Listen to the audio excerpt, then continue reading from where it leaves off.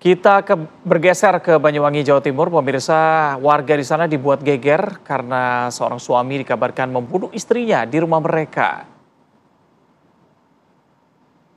Ini kalau kita lihat pemirsa, informasi ini memang menggegerkan ya, warga di Kabupaten Banyuwangi, Jawa Timur. Tepatnya terjadi pada Senin siang.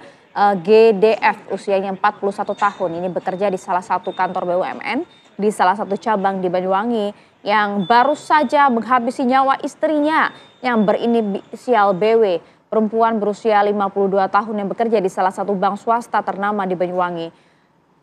Kalau dilihat ini memang pada saat polisi datang ke lokasi membenarkan telah terjadi pembunuhan, polisi kemudian melakukan olah tempat kejadian perkara dan memasang garis polisi di sekeliling rumah.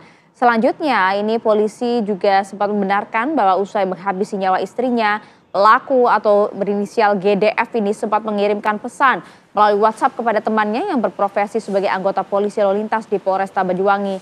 Dari pesan itu GDF menuliskan kalau dirinya telah membunuh sang istri.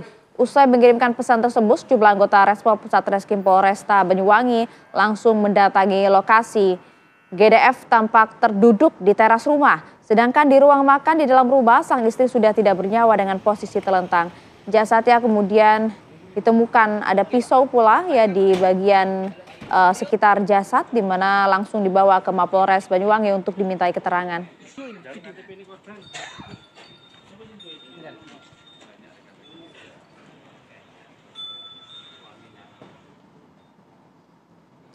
Ya pemirsa, kami coba ajak Anda mendalami hal ini bersama dengan Kapolresta Banyuwangi, Jawa Timur, ada Kombes Pol Rapasam Tabaputra. Assalamualaikum, selamat pagi Kapolres. Waalaikumsalam, selamat pagi. Ya baik, Pak Kapolres, terima kasih banyak. Sejauh ini Pak Kapolres, informasi yang didapat dari pelaku apa? Motif dibalik kemudian pembunuhan ini, dan dirinya juga telah mengakui aksi pembunuhan terhadap sang istri. Ya, untuk kejadian kemarin sampai dengan hari ini kita terus maraton ya untuk mendalami apa yang menjadi motif pelaku melakukan pembunuhan itu. Jadi sampai dengan saat ini sudah kita periksa di 5 orang saksi untuk mengkonfirmasi apa yang didapatkan di hasil pemeriksaan maupun olah TKP kemarin. Untuk sementara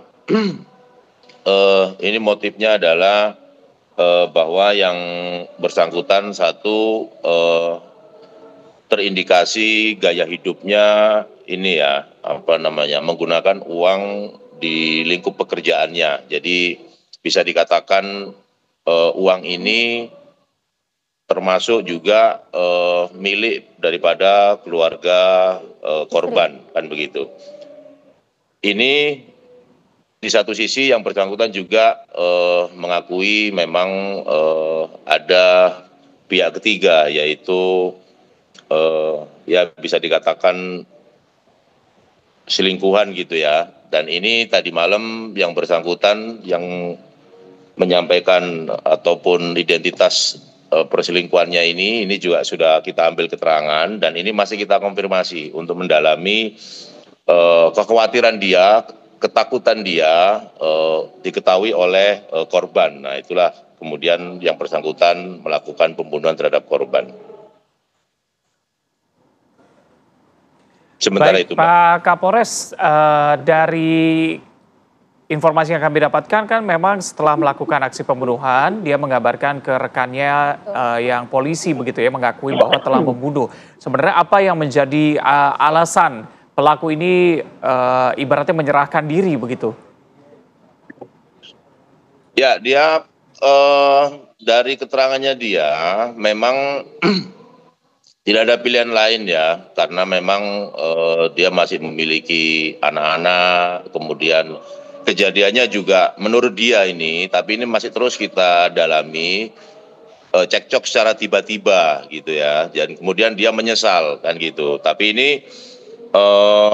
lantaran itulah dia langsung menghubungi personil kami. Awalnya tanya ya di grup WhatsApp yang bersangkutan, ada yang kenal polisi enggak gitu. Ada salah satu rekannya ngasih anggota laka, dipikirkannya ini mungkin ada kecelakaan gitu kan. Nah inilah kemudian mem-WA salah satu personil unit laka Satlantas kami, menyampaikan bahwa saya mau menyerahkan diri karena saya habis membunuh istri saya. Jadi itu sesaat setelah peristiwa dia melakukan penusukan memang. Oke, tapi memang diketahui bahwa sebelumnya memang sering cekcok atau seperti apa Pak Kapolres? Nah ini yang masih kita terus konfirmasi ya ke tetangga-tetangga, ke saksi-saksi yang lain, karena memang yang bersangkutan ini di lingkungan pekerjaan, kemudian termasuk korban juga, informasi yang sementara terhimpun kelihatan akur-akur saja sih ya, kebetulan juga baru pulang umroh. Jadi ini yang masih terus berproses ini Mbak, kan baru kemarin ya.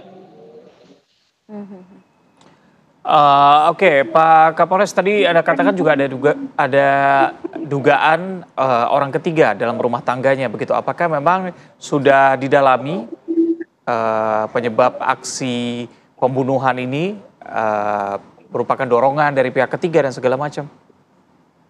Ya itu masih berproses. Nanti kita akan sampaikan yang jelas dari keterangan yang bersangkutan. Tadi malam juga pihak ketiga ini juga sudah kita mintai keterangan. Ini kan kita perlu pembanding dengan secara saintifik dari jejak digitalnya, dari percakapan handphonenya. Ini untuk membuktikan yang ditanyakan tadi, apakah memang ada dorongan atau ada semacam permintaan.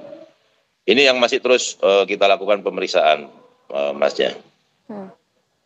Iya, karena kan kalau kemudian memang ternyata terbukti ada, artinya kan ini sebagai bagian dari pembunuhan berencana begitu Pak Kapolres. Tapi sejauh ini apa pasal yang akan disangkakan kepada pelaku, Pak? Ya, untuk sejauh ini sementara ya kita kenakan pasal 44 ayat 3 junto pasal 5 huruf A Undang-Undang 23 2004 tentang KDRT dan juga pasal 338. Namun demikian, jika nanti dalam perkembangan bisa kita buktikan bahwa ada perencanaan, tentu kita akan kenakan 340 itu Mbak. Oke, baik, terima kasih banyak Kapolresta Banyuwangi, Kombes Pol Basam Tama Putra atas waktu yang bersama kami di Apa Kabar Indonesia Pagi. Kami tunggu informasi lanjutannya Pak Kapolres. Assalamualaikum, selamat pagi. Iya.